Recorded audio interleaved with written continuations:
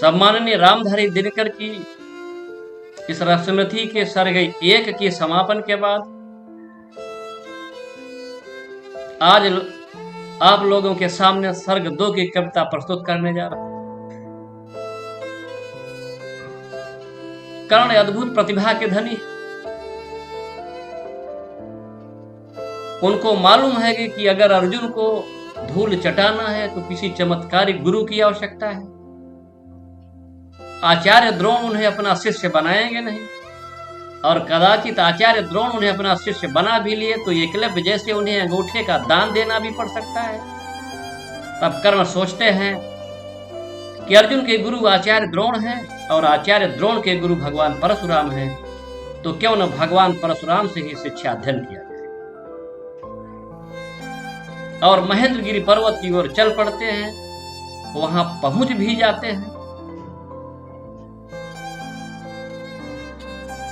क्योंकि भगवान परशुराम गंगा पुत्र भीष्म को भी गुरु दीक्षा दे चुके हैं, और भीष्म के साथ युद्ध में अपमान महसूस करने के पश्चात उन्होंने प्रतिज्ञा कर ली है कि आज से मैं क्षत्रियों को शिक्षा अध्ययन नहीं कराऊंगा। तो यहां पर कर्ण को एक बहुत बड़ा भीषण झूठ का सहारा लेना पड़ा कि वह ब्राह्मण कुमार है। और मेरे द्वारा पढ़ी गई कविता आप लोगों ने निरंतर सुना, इसके लिए आप लोगों को सहृदय धन्यवाद। कविता प्रारंभ है। शीतल बिरल एक कानन शोभित अधिकता के ऊपर, कहीं उत्स प्रश्रवण चमकते झरते कहीं शुभ्र निर्झर। जहां भूमि समतल सुंदर है, नहीं दिखते हैं पाहन, हरियाली के बीच खड़ा है विस्तृत एक उटज पावन। आसपास कुछ कटे हुए पीले धन खेत सुहाते हैं। सशक मूस गिलहरी कबूतर घूम घूम कर खाते हैं। कुछ तंद्रित अलसित बैठे, कुछ करते शिशुकालेहन, कुछ खाते साल्य देखते बड़े तुष्ट सारे रूप। हवन यज्ञ बुझ चुकी गंध से वायु अभी परमाती है, भीनी भीनी महक प्राण में मां दक्ता पहुंचाती है। धूप धूम चर्चित लगते हैं तनु के श्याम छदन कैसे। झपक रहे हैं सिसकी अलसित कजरारे लोचन जैसे। बैठे हुए सुखद आतप में मृग रो मंथन करते हैं, बन के जीव विवर से बाहर ही विश्रब्ध विचरते हैं। सूख रहे चीवर रसाल को नन्ही झुकी टहनियों पर, नीचे बिखरे हुए पड़े हैं इंगुद से चिकने पत्थर। अजिन दर्भ पालास कमंडल, एक और तप के साधन, एक और है टंगे हुए तूणीर तीर बरछे भीषण। चमक रहा त्रिकुटीर द्वार पर एक परशु आभाशाली, लौह दंड पर जड़ित पड़ा हो मानो अर्ध अंशशाली।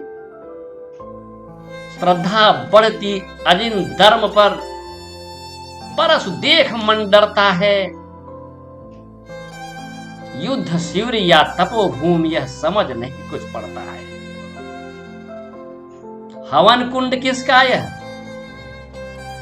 उसके ही क्या यह धनुष कुठार। जिस मुनि की यह सुखद सुआ, उसी की कैसे हो सकती तलवार। आई है विरत तपोवन में क्या पुण्य कमाने को, या सन्यास साधना है दैहिक शक्ति बढ़ाने को। मन से तन का सिद्ध अर्थ अथवा शास्त्रों में पाया है, या कि कोई वीर योगी से युक्ति सीखने आया है।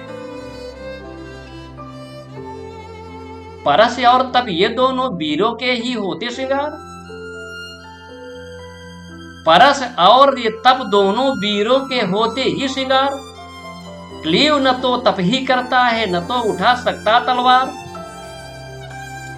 तब से मनुज दिव्य बनता है, खड विकार से लड़ता है। तन की समर भूमि में लेकिन काम खड़ग ही करता है। किंतु कौन नर तपोनिष्ठ है यहां धनुष धरने वाला?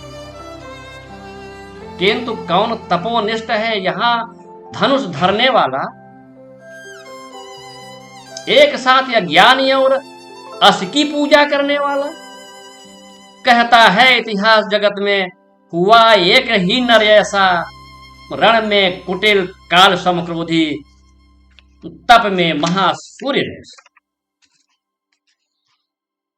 ये परशुराम, भगवान परशुराम के बारे में ये बताया जा रहा है।